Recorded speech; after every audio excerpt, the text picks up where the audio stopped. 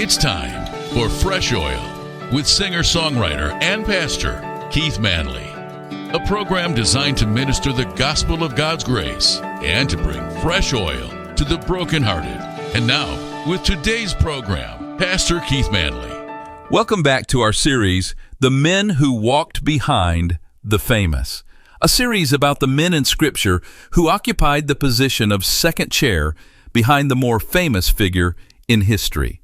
Yesterday, we looked at Aaron, the man who was commissioned to be Moses' mouth, who held up his brother's arms at Rephidim, who failed at the golden calf and was kept by God anyway, and who stood on a mountain at the end of his life and transferred his priestly garments to his son without a word of protest. Today, we go to a different generation, a different man, and a different expression of second chair faithfulness that I think is one of the most extraordinary stories of patient, unbroken, decades-long commitment to a calling that history nearly forgot. His name is Caleb, son of Jephunneh, the Kenizzite, one of the 12 spies Moses sent from the wilderness of Paran to scout the land of Canaan, and, along with Joshua, one of only 2 people of his entire generation who entered the Promised Land. Now, most people know Caleb's name. Most people have heard the spy story and know that Caleb was one of the faithful 2. But I want to press past the familiar outlines of the story and look at something that I think gets almost no attention in the way this narrative is typically preached. I want to look at what Caleb did for the 45 years between the spy report and the receiving of his inheritance. What does a faithful second-chair man do when the primary leader gets the headlines and the Promised Land and the military victories, and the second-chair man is still waiting for what God specifically promised him by name? That is the question Caleb's life answers. And the answer is one of the most important things I know to say to the faithful people who walk in someone else's shadow. Numbers 13. Moses sends 12 spies into Canaan, 1 from each tribe. 40 days they are in the land. They see the cities and the people and the fruit, the famous cluster of grapes so large it requires 2 men to carry it on a pole. They see it all, and they come back with the report. 10 of the 12 say the land is exactly what God said, flowing with milk and honey. And also, the people are giants. The cities are fortified. The inhabitants are too strong. We are like grasshoppers in their sight. We cannot take this land.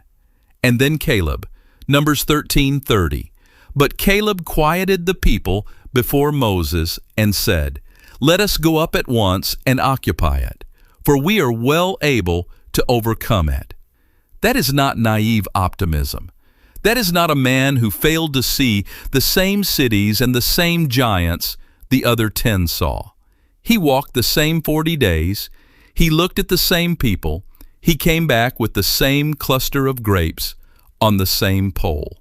He saw everything the 10 saw, and he reached a completely different conclusion. Because Caleb was not calculating from the same starting point as the 10. The 10 calculated from how big are the giants relative to us? And the answer was, too big. We are grasshoppers. Caleb calculated from how big is God relative to the giants? And the answer was, this is already decided.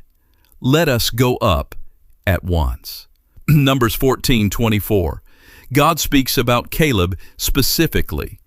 But my servant Caleb, because he has a different spirit and has followed me fully, I will bring into the land into which he went, and his descendants shall possess it.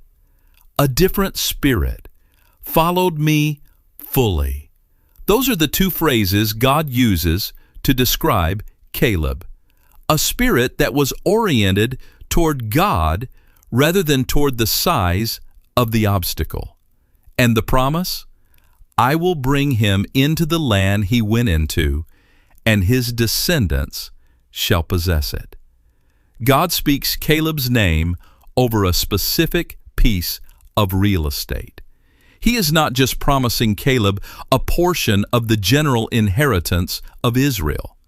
He is promising him the specific territory he scouted, the land his feet have already walked, the inheritance that has his name on it. And then Israel doesn't go. The 10 prevail over the 2. The people weep through the night and say, we should go back to Egypt. And God determines this generation will not enter. 40 years in the wilderness, 1 year of wandering for every day of the spy mission. And every person of that generation over 20 years old, except Joshua and Caleb, will die in the wilderness without seeing the land.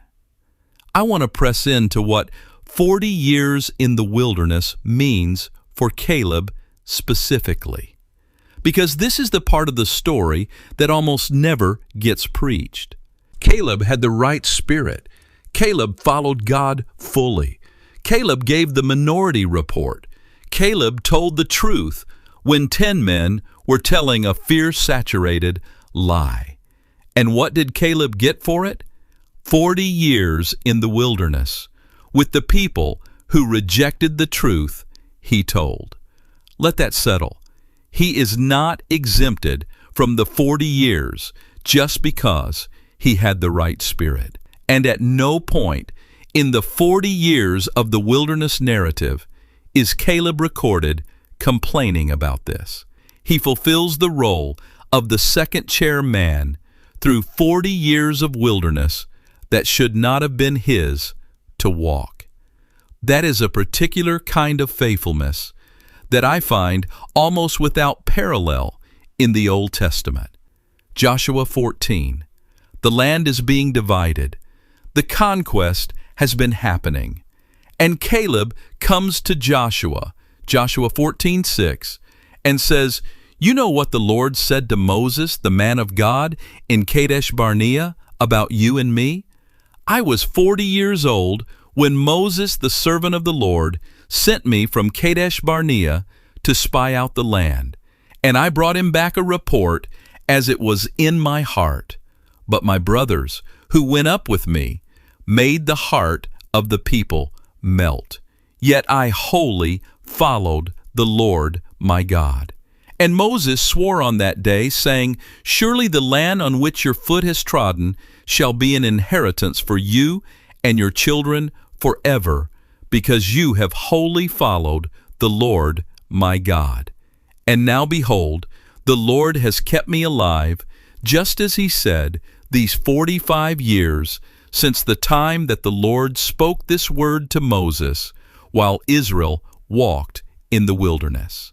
And now behold, I am this day 85 years old. I am still as strong today as I was in the day that Moses sent me. My strength now is as my strength was then, for war and for going and coming. So now give me this hill country of which the Lord spoke on that day. Give me this hill country. That sentence, spoken at 85 by a man who has been waiting 45 years, is one of the most remarkable sentences in the entire book of Joshua.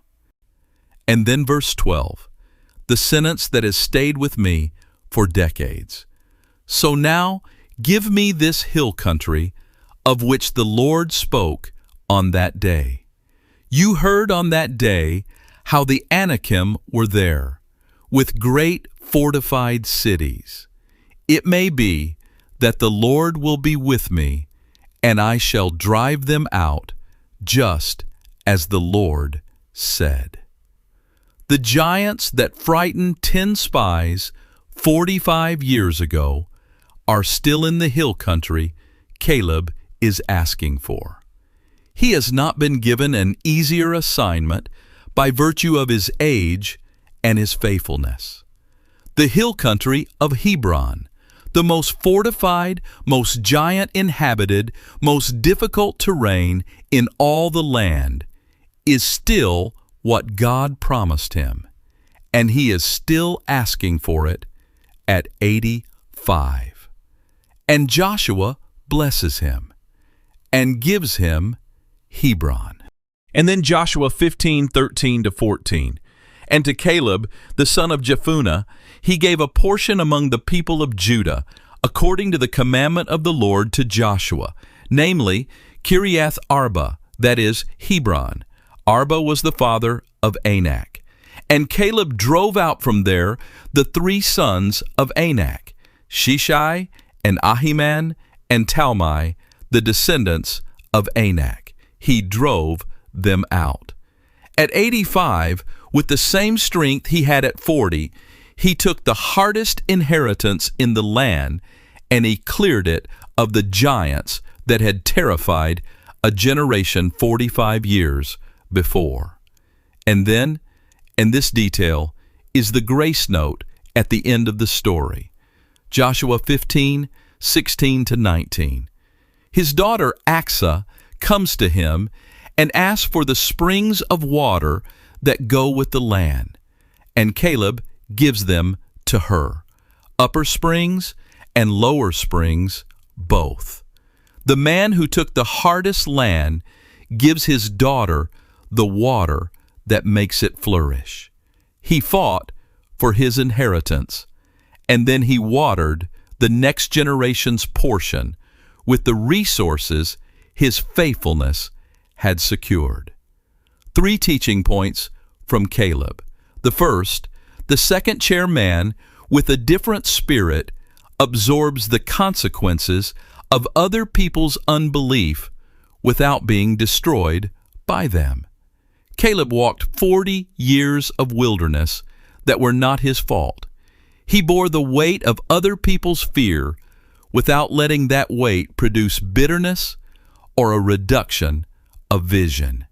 The second teaching point, God's specific promise to a second chair person is not canceled by the primary leader's greater visibility. God promised Joshua the general leadership of Israel, and God promised Caleb a specific hill country by name over specific terrain with specific descendants attached. Both promises were honored. The third teaching point, the second chair person who maintains the original vision across 45 years of waiting arrives at the inheritance still strong enough to drive out the giants. Caleb did not arrive at 85 depleted. He arrived strong, because the spirit that produced the minority report at 40, the spirit that calculated from God's size rather than the giant size, was the same spirit that had been preserved across 45 years of wilderness and waiting. Caleb followed Joshua. He walked behind a man who got the book and the battle strategy and the military leadership of an entire nation. And Caleb got his hill country, his springs, his descendants, and 45 years of wilderness that should have been someone else's bill. And at 85, he was still as strong as he was at 40. Tomorrow we come to a man whose story begins in Cyprus, whose greatest contribution to the history of the church was not anything he wrote or preached himself, but the man he found in Tarsus. Thanks for joining us today for Fresh Oil with Pastor Keith Manley. Fresh Oil is an outreach of Grace Family Church in Rockford, Illinois, and can be heard each weekday at this same time. You can reach us online at weneedgod.com. Until next time, remember, God's love for you is unconditional, and He makes His mercies new every morning.